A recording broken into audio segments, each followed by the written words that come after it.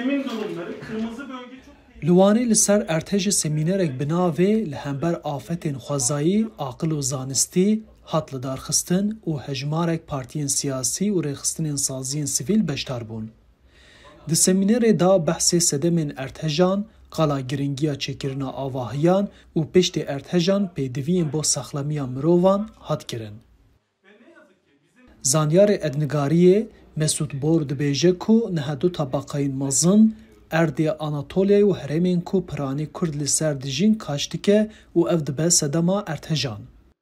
Anatolya, Kurdistan derece yekemîn da Erdê ertêjayê.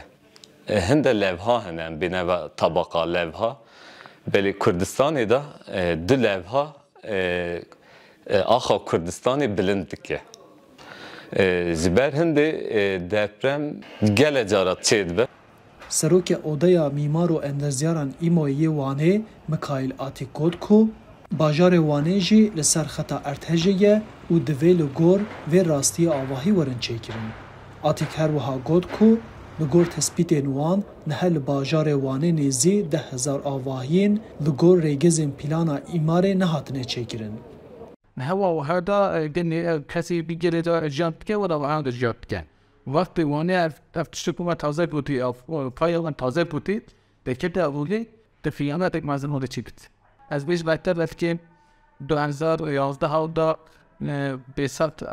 بیست شخصت که سب کشتر افشید دا وی جالب تبر فیلمزی که 10 قطعه وی 15 قطعه وی کسی نمیشت. در ارتجا مرشه دا جی هات بودیتن کو avahiyên ku li pesaran an ku li kontarên çiyayan hatî çêkirin piraniyan wan zirar nedîtibû. Lê avahiyên ku li deştan hatî çêkirin piraniyan wan wêran bûbû.